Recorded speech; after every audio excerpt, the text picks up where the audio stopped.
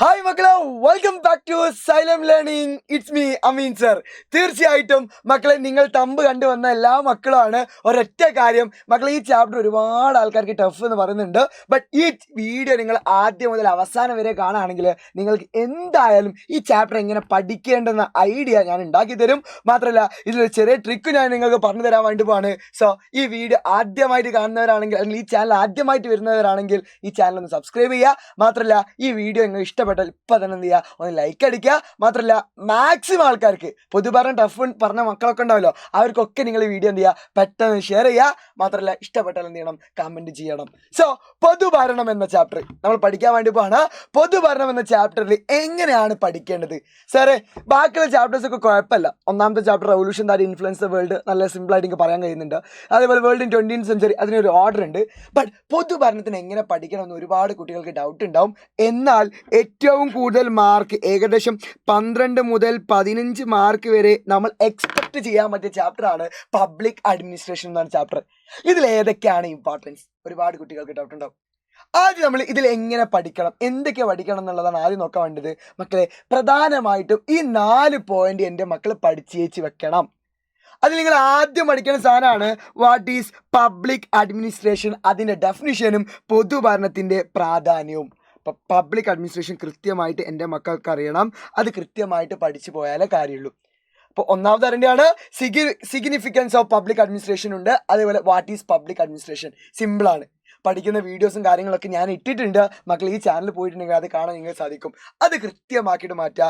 ഈ 4 അതിൽ ഒന്നാം പറഞ്ഞേ, ഈ 4 മക്കൾ പഠിച്ചാൽ മതി. അടുത്തതാണ് നിങ്ങൾ പഠിക്കേണ്ട സാധനമാണ് ബ്യൂറോക്രസി. അടുത്ത നിങ്ങൾ പഠിക്കേണ്ട സാധനമാണ് ബ്യൂറോക്രസി അഥവാ ഉദ്യോഗസ്ഥ വൃന്ദം. ഉദ്യോഗസ്ഥ വൃന്ദം എന്നാൽ എന്തെന്ന് പറയുന്നുണ്ട്. അതിൽ തന്നെ ഏറ്റവും ഇമ്പോർട്ടൻ്റ് ആണ് അതിൻ്റെ ഫീച്ചേഴ്സ് എന്ന് പറയുന്നത്. ഫീച്ചേഴ്സ് അത് എൻ്റെ മക്കൾ നന്നായിട്ട് പഠിച്ചേക്കുക. ഉദ്യോഗസ്ഥ വൃന്ദത്തിൻ്റെ സവിശേഷതകൾ. ഉദ്യോഗസ്ഥ വൃന്ദത്തിൻ്റെ സവിശേഷതകൾ 5 ഉണ്ട്. ആ 5 പഠിക്കാനുള്ള ഷോർട്ട് ഞാൻ പറഞ്ഞു തന്നിട്ടുണ്ട്. അതും എൻ്റെ മക്കൾ പഠിച്ചേച്ചിട്ടുണ്ടെങ്കിൽ സെറ്റാവും. അപ്പം നിങ്ങൾ തുടങ്ങുന്ന സമയത്ത് എന്ത് ചെയ്യുക അറിയോ, ഇത് രണ്ടും ഒരുമിച്ച് പഠിക്കുക. ഒരു പാർട്ടാക്കി പഠിക്കട്ടോ. പാർട്ട് 1 ആക്കിയിട്ട് നിങ്ങൾ ഒരൊറ്റ ഇരുത്തത്തിൽ എന്ത് ചെയ്യണം, പാർട്ട് 1 തന്നെ അഡ്മിനിസ്ട്രേഷനും കഴിയണം, ബ്യൂറോക്രസി എന്ത് ചെയ്യണം, നിങ്ങൾ സെറ്റാക്കിയിട്ട് മാറ്റണം. എന്ത് ചെയ്യാറ് മക്കളെ, നിങ്ങൾക്ക് ആദ്യത്തെ പാർട്ട് കഴിഞ്ഞു. ഇത് നമ്മൾ 2-3 പാർട്ടാക്കാം. പാർട്ട് 1 നിങ്ങൾ എന്ത് ചെയ്യുക, പബ്ലിക് അഡ്മിനിസ്ട്രേഷനും പഠിക്കുക. അതേപോലെ തന്നെ ഏതും പഠിക്കുക, ബ്യൂറോക്രസിയും അതിൻ്റെ ഫീച്ചേഴ്സും പഠിക്കുക. ഇത് പഠിച്ചു കഴിഞ്ഞാൽ ഇതിൻ്റെ എന്ത് ചെയ്തു, 1/3 ഭാഗം കഴിഞ്ഞു. ഇനി ഞാനിവിടെ ചുവപ്പ് കളറിൽ കൊടുത്ത സാധനം ഉണ്ടല്ലോ മക്കളെ, ഈ ചാപ്റ്ററിൽ ഒരിക്കലും നിങ്ങൾ ഒഴിവാക്കാൻ പറ്റാത്തതാണ്. എന്തായാലും നിങ്ങൾക്ക് എക്സാം ചോദിക്കുന്നതാണ് Indian civil service, one of the important 1. അത് അടുത്ത പാർട്ട് 2 ആക്കി പഠിക്കാം. അത് ഞാൻ ഈ ക്ലാസ്സിൽ ഇപ്പം നിങ്ങൾക്ക് പഠിപ്പിച്ചു തരും. ഈ വീഡിയോ ആദ്യം മുതൽ അവസാനം വരെ എൻ്റെ മക്കൾ കണ്ടാൽ മതി, ഞാൻ കാണിച്ചു തരും. അതേപോലെ തന്നെ അടുത്തതാണ് പാർട്ട് 3 നിങ്ങൾ പഠിക്കേണ്ടതാണ്. പാർട്ട് 3 ആക്കിയിട്ട് നിങ്ങൾ പഠിക്കേണ്ടതാണ് ഭരണ നവീകരണം. അത് കുറച്ചെണ്ണുണ്ട്. Right to information act, right to service, Lokpal and Lokayukta, central vigilance commission, ombudsman. ഈ 5 എൻ്റെ മക്കൾ പഠിച്ചു വെക്കുക. പഠിക്കേണ്ട രീതി പറഞ്ഞിട്ടോ, നിങ്ങൾ ഇരിക്കുന്ന സമയത്ത് ഒരു ബുക്ക് എടുക്കുക. പൊതുഭരണ ക്ലാസ് കേൾക്കുന്ന സമയത്ത് ഒന്നെങ്കിൽ നിങ്ങൾ എന്തെങ്കിലും ലൈവ് കാണുന്നുണ്ടാവും. ആ സമയത്ത് നിങ്ങൾ ബ്രേക്ക് വെക്കേണ്ടത് ഈ ചാപ്റ്റർ മുഴുവനായിട്ട് കഴിയുന്നതാണ് ബ്രേക്ക് വെക്കാൻ ഞാൻ പറയുക.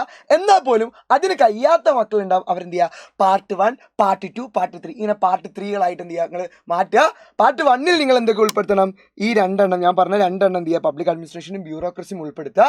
പാർട്ട് 2 എന്ത് ചെയ്യുക, ഇന്ത്യൻ സിവിൽ സർവീസ് പഠിക്കുക. അപ്പം മാർക്ക് ഉറപ്പായിട്ടോ. പിന്നെ ഭരണ നവീകരണത്തിലെ ആ 5 പോയിന്റ്സും ആ 5 നവീകരണങ്ങളും നിങ്ങൾ എന്ത് ചെയ്യുക, ഭരണ നവീകരണങ്ങൾ നിങ്ങൾ എന്ത് ചെയ്യുക, പഠിച്ചേക്കുക.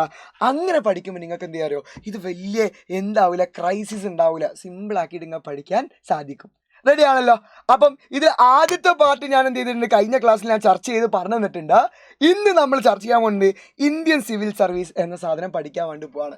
നമുക്കറിയാം ഈ ബ്യൂറോക്രസിക്കാരെ, ഉദ്യോഗസ്ഥരെ എങ്ങനെയൊക്കെയാണ് തിരഞ്ഞെടുക്കുന്നത് എന്ന് കൃത്യമായിട്ട് പറയാൻ വേണ്ടിയിട്ട് പോവാണ്. സോ മക്കളെ നോക്കാട്ടോ, ഈ ട്രിക്സ് ഇഷ്ടപ്പെട്ടിട്ടുണ്ടെങ്കിൽ എന്തായാലും മക്കൾ കമൻറ്റ് ചെയ്യണേ.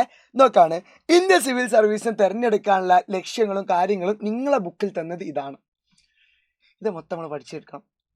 അപ്പം ഇന്ത്യൻ സിവിൽ സർവീസിൽ 3 തരത്തിലുള്ള സർവീസുകൾക്കാണ് നിയമിക്കുക. അഖിലേന്ത്യാ സർവീസ് ഉണ്ട്, കേന്ദ്ര സർവീസ് ഉണ്ട്, സംസ്ഥാന സർവീസ് ഉണ്ട്. All India service, central service, state service.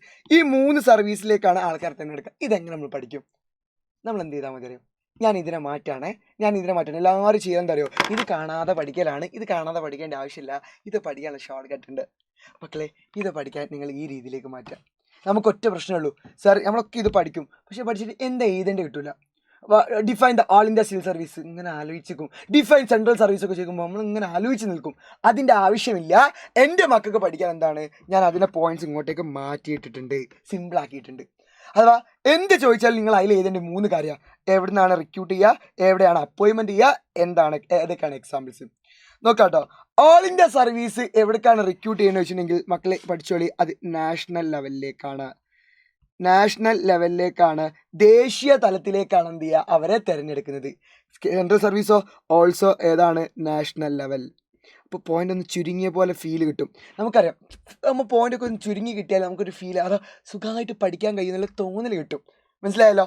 അപ്പം നോക്കിക്കോളി, ഓൾ ഇന്ത്യ സർവീസ് ഏതാണ് റിക്രൂട്ട്സ് അറ്റ് ഏത് ലെവലാണ്, നാഷണൽ ലെവൽ. സെൻട്രൽ സർവീസോ റിക്രൂട്ട്സ് അറ്റ് നാഷണൽ ലെവൽ. ഇനി സ്റ്റേറ്റ് സർവീസോ റിക്രൂട്ട് അറ്റ് ഏത് ലെവലിലേക്കും, സ്റ്റേറ്റ് സർവീസിലെ ആൾക്കാരൊക്കെ തിരഞ്ഞെടുക്കൽ ഏത് ലെവലിലേക്കും, സ്റ്റേറ്റ് ലെവലിലാണ്. ഏത് ലെവലിലാണ്, സ്റ്റേറ്റ് ലെവലിലാണ്. ഈ എക്സാമ്പിൾസ് ചെയ്തട്ടോ, IAS IPS ഒക്കെയാണ് അതിൻ്റെ എക്സാമ്പിൾസ് ആയിട്ട് വരുന്നത്. IAS IPS ഒക്കെ ഇവരെ തിരഞ്ഞെടുക്കൽ ഏത് ലെവലിലാണ്, IAS IPS സംസ്ഥാനത്തിൽ ഗുജറാത്തിൽ നിന്ന് മാത്രം IAS, കേരളത്തിൽ നിന്ന് മാത്രം IAS ഉണ്ടോ, ഇല്ല. IAS ആയിട്ട് തിരഞ്ഞെടുക്കൽ എങ്ങനെയാണ്, എല്ലാവരും ഓൾ ഇന്ത്യ ആയിട്ടാണ് എന്ത് തിരഞ്ഞെടുക്കുക, നാഷണൽ ലെവലിൽ എക്സാം എടുക്കുക. പക്ഷെ അപ്പോയിൻമെൻറ്റ് ചെയ്യൽ നോക്കട്ടോ, IAS കാരെയും IPS കാരെയും അപ്പോയിൻറ്റ് ചെയ്യൽ എങ്ങനെ അറിയോ, അപ്പോയിൻമെൻറ്റ് ചെയ്യൽ ഏതൊക്കെ സർവീസിലറിയോ, സെൻട്രൽ ആൻഡ് സ്റ്റേറ്റ് സർവീസിലേക്കാണ് എന്ത് ചെയ്യുക ഇവരെ അപ്പോയിൻമെൻറ്റ് ചെയ്യുക. സെൻട്രൽ ആൻഡ് സ്റ്റേറ്റ് സർവീസിലേക്കാണ് എന്ത് ചെയ്യുക അപ്രൂവൽ ചെയ്യുക. അങ്ങനെ സെൻട്രൽ സർവീസുകാരെ അവർ അപ്പോയിൻമെൻറ്റ് ചെയ്ത് നോക്കി കേട്ടോ, സെൻട്രൽ സർവീസിന് അപ്പോയിൻമെൻറ്റ് ചെയ്ത് നോക്കി കേട്ടോ. സെൻട്രൽ സർവീസിന് അപ്പോയിൻമെൻറ്റ് ചെയ്ത് എടുക്കാൻ നോക്കിയോളി, എല്ലാവരും തെറ്റിക്കണം. എല്ലാവരും എന്താ അറിയോ, സെൻട്രൽ സർവീസിന് എഴുതി വെക്കും. സെൻട്രൽ സർവീസിന് എഴുതി വെച്ചിട്ടുണ്ടെങ്കിൽ അത് പൊട്ട തെറ്റാണ്. നോക്കിയോളി, കറക്റ്റ് എഴുതി നോക്കി കേട്ടോ. എവിടെയൊക്കെ നോക്കിയോളി, സെൻട്രൽ ഗവൺമെൻറ് ഡിപ്പാർട്ട്മെൻറ്റ്, സെൻട്രൽ സർവീസിനേക്കാണ്, അതായത് സെൻട്രൽ ഗവൺമെൻറ് ഡിപ്പാർട്ട്മെൻറ്റിലേക്കാണ് കേന്ദ്ര ഗവൺമെൻറ്റിൻ്റെ മാത്രം അധികാരമുള്ള ഭരണവകുപ്പുകളിലേക്കാണ് എന്ത് ചെയ്യുക നിയമിക്കുക. അപ്പോൾ നമ്മൾ എന്ത് ചെയ്യണം, സെൻട്രൽ ഗവൺമെൻറ് ഡിപ്പാർട്ട്മെൻറ്റ് ഓൺലിയാണ്. സെൻട്രൽ ഗവൺമെൻറ് ഡിപ്പാർട്ട്മെൻറ്റ് ഓൺലിയാണ്. കേന്ദ്ര ഗവൺമെൻറ്റിൻ്റെ മാത്രം അധികാരമുള്ള ഭരണവകുപ്പിലേക്കാണ് എന്ത് ചെയ്യുക തിരഞ്ഞെടുക്കുക. സ്റ്റേറ്റ് സർവീസോ അതേപോലെ തന്നെ നോക്കിക്കോളിട്ടോ. സ്റ്റേറ്റ് സർവീസ് ഏതാണ്, സ്റ്റേറ്റ് ഗവൺമെൻറ് ഡിപ്പാർട്ട്മെൻറ്റ് ഓൺലി ആണ്. അതും എന്ത് ചെയ്യുക തിരഞ്ഞെടുക്കുക. കണ്ടില്ലേ, നോക്കിട്ടോ, appointment in state government departments only. സംസ്ഥാന ഗവൺമെൻറ്റിൻ്റെ കീഴിൽ വരുന്ന വകുപ്പുകളിൽ എന്ത് ചെയ്യുന്നു, നിയമിക്കുന്നുണ്ട്. എക്സാമ്പിൾസ് കൂടി പഠിച്ചു കഴിഞ്ഞത് കഴിഞ്ഞിട്ടോ. IFS, IRS and sale tax officer. ഒന്നും കൂടി കൊടുക്കാം നമുക്ക്. ബുക്കുള്ളതാണ് സെയിൽ ടാക്സ് ഓഫീസർ, അതുകൊണ്ട് നന്നായിട്ട് പഠിക്കണം. അടുത്തതാണ് അഗ്രികൾച്ചർ ഓഫീസർ എന്ത് ചെയ്യാൻ നിങ്ങൾ കൊടുക്കുക. അപ്പം ഇത് എന്ത് ചോദിച്ചാൽ നിങ്ങൾക്ക് എന്ത് എഴുതേണ്ടി കിട്ടി. ഇപ്പോൾ എക്സാമ്പിൾ സെൻട്രൽ സർവീസിനെ കുറിച്ച് എഴുതണം. അപ്പോൾ എന്തൊക്കെ എഴുതേണ്ടത്, റിക്രൂട്ട് ചെയ്യുന്നത് appointment example, recruited at national level, appointment in central government departments only. Example ഏതാണ്, IFS IRS. 3 മാർക്കിന് കിട്ടി. ഇനി ഒറ്റ കാര്യം, ഈ IAS കാരെയും IFS കാരെയൊക്കെ എക്സാം നടത്തലാരാണ്, UPSC കാരാണ്. ഇവർക്ക് എക്സാം നടത്തലാരാണ്, PSC കാരാണെന്ന് മനസ്സിലാക്കി വെക്കുക. UPSCയിലെ ആൾക്കാരെ തിരഞ്ഞെടുക്കൽ ആരാണ്, നമ്മളെ പ്രസിഡൻ്റ് ആണെന്ന് മനസ്സിലാക്കി വെക്കുക. അതേപോലെ തന്നെ PSCയിൽ ആരാണ്, ഗവർണർ ആണെന്നും കൂടി എന്ത് ചെയ്യുക നിങ്ങൾ മനസ്സിലാക്കി വെക്കുക. മാത്രമല്ല UPSCയും PSCയും എന്താണെന്ന് കൂടി പഠിച്ചു വെച്ചോളി. എന്തും കൂടിയാണ് പഠിച്ചു വെക്കട്ടെ, UPSCയും PSCയും കോൺസ്റ്റിറ്റ്യൂഷണൽ ഇൻസ്റ്റിറ്റ്യൂഷൻ ആണ് കൂടി എന്ത് ചെയ്യുക പഠിച്ചു വെക്കട്ടോ. കോൺസ്റ്റിറ്റ്യൂഷണൽ ഇൻസ്റ്റിറ്റ്യൂട്ട് ആണെന്ന് എന്ത് ചെയ്യുക എൻ്റെ മക്കൾ മനസ്സിലാക്കുക. അഥവാ എന്താണ്, ഭരണഘടനാ സ്ഥാപനം കൂടിയാണ് ഏതൊക്കെ, UPSCയും PSCയും. സോ നിങ്ങൾ രണ്ട് പേജുള്ള സാധനം ഞാൻ എന്ത് ചെയ്തു, ഇത്രയ്ക്കും ഷോർട്ടാക്കി നിങ്ങൾക്ക് പറഞ്ഞു തന്നു. ഇതേപോലെ എല്ലാതും നിങ്ങൾക്ക് മാറ്റിയതുണ്ട് ഈ ചാനൽ. നിങ്ങൾ അമീൻ സർ സൈലെന്നോ ഒച്ചക്കൽബെന്നോ എന്തോ അടിച്ചാൽ നിങ്ങൾക്ക് കിട്ടും, അത് കാണാം.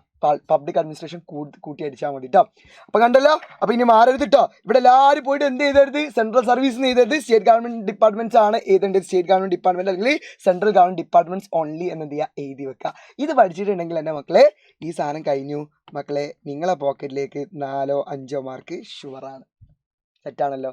ഇതേപോലെ നമുക്ക് എല്ലാ കാര്യങ്ങളും എന്ത് ചെയ്യുക മാറ്റാൻ സാധിക്കും. ഞാൻ ഇതേപോലെ എല്ലാം മാറ്റിത്തരും. ഇത് ഇഷ്ടപ്പെട്ടിട്ടുണ്ടെങ്കിൽ മക്കളെ എന്തായാലും ഒരു പച്ചക്കാൽ വിടുക. ഇനി ഇതേപോലെ ഏത് ചാപ്റ്റർ നിങ്ങൾ ടഫ് ഏതാണ് ഞാൻ ചെറുതാക്കി നിങ്ങൾക്ക് പറഞ്ഞു തരേണ്ടത്, അതൊക്കെ ഞാൻ പറഞ്ഞുതരും. നിങ്ങൾ പറഞ്ഞാൽ മാത്രം മതി. റെഡിയാണല്ലോ. സോ ഞാൻ തൽക്കാലം എന്ത് ചെയ്യാണ്, ഇവിടെ വൈൻഡപ്പ് ചെയ്യാണ്. നമുക്ക് എന്ത് ചെയ്യാം, ഇനിയും കാണാം, നമുക്ക് ഉഷാറാക്കി എടുക്കാം. സോ ഇഷ്ടപ്പെട്ടിട്ടുണ്ടെങ്കിൽ ലൈക്ക് ചെയ്യുക, കമൻറ്റ് ചെയ്യുക. നമുക്ക് കാണാം. ടാറ്റ.